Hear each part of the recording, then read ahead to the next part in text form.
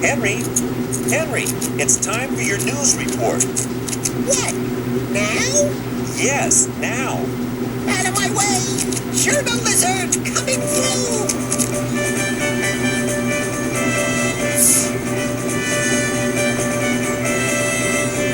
Come in! Bird's still sneezing after hay fever season. Hey! Shitty monkey tells Chris, no comment.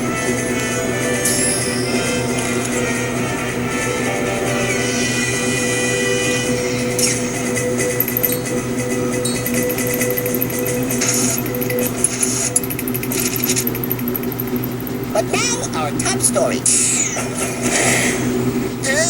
The golden hamster may only be a squashy little rodent, but it's one of the most popular pets around. There must be millions of hamsters in homes all over the world. How am I doing so far? Very impressive, Henry. You've been studying for once. Yeah! Sure I have. Anyway, the reason hamsters are so popular is because not long ago, they saved the world. Henry, no. Yes. To cut a long story short, Too late. it all started when scientists in the desert discovered two hamsters and took them back to the big city. Soon, the hamsters started having babies, lots of babies, and then their babies had babies. It was baby city. All that crying, throwing food, and dirty... Henry! Apart from having babies, hamsters like running in circles, round and round, like a broken record. The scientists saw this and had an idea of how to pay for all the hamster food and little hamster diapers. They built exercise wheels and harnessed hamster power. One hamster could only make enough power to run the tiny little light in the refrigerator, but thousands of hamsters ran around enough to power the whole refrigerator, the reclining sunbed, the hot dog factory, and the entire town of Yazoo, Kentucky. They had so much more energy than they needed to run the exercise wheels that they burrowed down into the center of the earth and started running around like maniacs. The earth became a humongous exercise wheel until things started flying off like cars and rhinos and stuff. Only the hamsters could save the planet. They stuck everything to the ground with glue, slowed down to a brisk walk, and switched to decaf. Earth slowed down, and everyone was saved. Hooray! And that's why hamsters are so popular. They saved the earth, and that's straight from a lizard's mouth. So, did I get an A? No. That was so bad, you get to stay behind after the show. Didn't I even get one bit right? Yeah, but only one. Rats. Once upon a time, long, long ago, the dinosaurs ruled the earth. But then suddenly the Earth's climate changed, and it got way too cold for dinosaurs. How am I doing so far? So far, so good, Henry. Really? Oh, right. Well, the dinosaurs were so cold that one day they all had a big meeting and decided that it was time to go find some sun. So they all grew wings, turned into dragons, and flew south for the winter. Are you sure about this, Henry? Sure, I'm sure. Anyway, the dinosaurs, who were now dragons, all flew to a tropical island where the sun shone all year round. After they'd had a bit of a holiday, the sunfans read all their books and sent all their postcards home. They started to settle down and built houses, shops, and movie theaters and stuff. But soon they ran out of money, so they built a dragon theme park where all the dragons could bring their kids to fight knights in shining armor and turn damsels into toast and stuff. But then humans came on and built their own theme parks, and Dragon World went bankrupt. I mean, belly up. So the dragons had no money to buy food and stereos and stuff. And so they all died out. That's what really happened to the dinosaurs. And that's straight from the lizard's mouth. So, did I get an A or what? Definitely an or what, Henry? Didn't I even get one bit right? Not even one. Okay, so all sharks are pretty terrifying, but basking sharks are the most amazingly scary, with the biggest mouths and the sharpest teeth. How am I doing so far? Well, It gets better. it's going to have to. Anyway, in the old days, these basking sharks would cruise the oceans looking for ships that had lost their way, then sneak up underneath them and swallow them whole. But then the ship started carrying all kinds of anti-shark defenses, like very sharp sticks and fish-flavored exploding spitballs. Sharks really hate them. So the basking sharks decided to change their diet from ships to Whole islands! Yeah, that's it. Just when an island was least expecting it, blam! The sharks would eat it all up. People, houses, everything. And then, when there were no more people, the sharks would jump out onto the beach and do some serious sunbathing. They bask in the sun all day, which is why they're called basking sharks. But they would always keep one eye out for other islands to eat. An island-eating shark, that's what I call scary. And that's straight from the lizard's mouth. So, do I get an A or what? No, you get to stay back after the show. That has to be the worst report ever. Didn't I even get one bit right? Not even one. Okay, secretary birds are called secretary birds because they look just like old-fashioned secretaries with a bunch of heads stuck behind their ears. Very good, Henry. But what do they actually do? I'm getting to that. Sheesh. What people don't know is that they're really called secretary birds because they organize bird of prey conventions. Excuse me? Why? What did you do? Anyway, once a year, all the birds of prey get together to discuss stuff like territories, food, feathers, and, of course, vacations and pay hikes. They don't get paid. Sure they do. Why else would vultures clean up after lions? Not because they like it, that's for sure. They'd rather be home eating pizza and watching football. And those golden eagles, they don't want to be perching up on freezing cold mountaintops all day. They'd rather be out playing pool with their buddies. So anyway, the birds of prey made a deal with their bosses, the lions and tigers, and negotiated a fair day's pay for a fair day's prey. Get it? Pay? Prey? Oh, never mind. Well, every year they have their pay review meeting, and the secretary birds, see, you didn't think I was going to get back to them, did you? Well, they take all the notes and organize the refreshments and stuff, and make sure every bird of prey has a copy of the bird of prey rulebook. And that's what secretary birds do, and that's straight from the lizard's mouth. So, did I get an A or what? Another C, I'm afraid, Henry. Didn't I even get one bit right?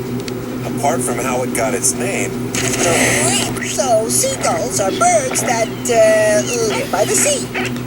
Yes. But they didn't always live there. In fact, some of them used to live on the land. How am I doing so far? Well, okay, I guess. I am? Cool. Okay, so seagulls used to live on farms, where they followed the farmers around, waiting for them to plow up nice juicy worms. But then farms got bigger and bigger, and the plows got changed for tractors and combine harvesters. And all the worms left, so they didn't get hurt by the big tractor blades, and there was nothing left for the seagulls to eat. They tried working on the farms, picking strawberries, baling hay, but it was exhausting work, and they hardly made any money. One day, they all followed some people on their holiday to the seaside and discovered that beaches are full of delicious ants. Of course, the ants didn't want to get eaten, so the seagulls did a deal with them. If the ants crawled over the people's sandwiches, then the people wouldn't want to eat them anymore. The seagulls would split the leftovers 50-50 with the ants. The gulls ate so many sandwiches that they couldn't fly, so they stayed behind, and they're still there. That's how seagulls all came to live by the seaside, and that's straight from the lizard's mouth. So do I get an A or what? Another C for the collection, Henry. Didn't I even get one bit right? Not exactly. Sloths are probably the slowest mammal in the world. They run along the ground even slower than some tortoises. How am I doing so far? So far, so good, Henry. I am? Cool. But what most people don't know is that they're not really slow at all. It's just their job. Yeah, you see, sloths actually work for the jungle police. They creep along so slowly because they're looking for clues or watching a suspect. They move a lot quicker if they had patrol cars, of course, but sloths can't drive. And even if they could never get them up into the trees. But that doesn't matter anyway, because when they're up in the trees, sloths aren't slow anymore. No, in fact, they can move as fast as lightning. Well, at least as quick as a snail on rollerblades, especially when they're chasing suspects or running away from their sergeants when there are reports to write. And I know just how they feel. People say that fungus grows on their fur because they are so slow, but they're wrong. They grow that fungus on purpose. It's for camouflage, so they don't get spotted by suspects. That's also the reason why they only take a bath once a week. Those jungle criminals can smell shampoo a mile away, and sloths don't want to blow their cover. After all, at their pace, it can take them years to get home from the mall, let alone get undercover.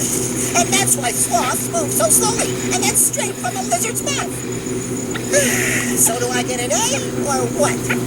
Definitely an or what again, Henry. Didn't I even get one bit right? Maybe, but for all the wrong reasons. Right. So, albino animals are ones that have no color in their bodies at all. They just end up looking white with pink eyes and stuff. How am I doing so far? I don't believe it, Henry. You've actually been doing your homework. Yeah, sure I have. Okay, so one animal that is always albino is the axolotl. Oh no, axolotl. Yeah, that's it, the axolotl. A Mexican salamander with weird sticking up flat-like gills. Aren't you going to tell us why they're albino? Okay, keep your hair on, sheesh. Now, the reason the axolotl is albino, or white, is because of pirates. Excuse me? Pirates? Yeah, pirates. Now, will you stop interrupting? Right. Once upon a time, all axolotls were blue, you see. And there was this one very famous worthless pirate called Bluebeard who liked to keep axolotls as pets because they matched the color of his beard. But then one day, there was a fierce battle and Bluebeard was killed. The axolotls all escaped and swam off to the beach to catch some rays and live happily ever after. Right. But before they even started to tan, they saw a strange white figure wandering through the surf. When the axolotls looked closer, they realized to their horror that it was the ghost of Bluebeard. At that moment, their gills stood on end, and they went white as a sheet, and they've been that way ever since. And that's why axolotls are albino, and that's straight from a lizard's mouth. Whew. So, do I get an A or what? That wasn't even worth an or what, Henry. Ghosts. Come on. Didn't I even get one bit right? Not even one, Henry. Okay, so about 100 years ago, there were millions and millions of passenger pigeons, but now there are none left at all. How am I doing so far? Very good, Henry. So why did they disappear? I'm getting to that. You're just so impatient. Okay, so the passenger pigeons used to carry all the mail for the post office, but they couldn't fly very fast. So eventually, man invented the airplane, and the pigeons were all fired. They switched jobs to pizza delivery, but then man invented the motorcycle, and they lost their jobs again. The passenger pigeons decided there was no future for them on Earth, so they built spaceships and flew off to seek out new worlds, boldly going where no pigeon had gone before. They eventually found a planet with no planes and no motorcycles and cornered the intergalactic pizza delivery market. But they still come and visit us occasionally just to make sure the planet's okay. And we think they're UFOs. And that's what happened to the passenger pigeons, and that's straight from the lizard's mouth. So, do I get an A or what? Henry, even an or what would be too good for that report. Didn't I even get one bit right? Not even one, Henry. Rats.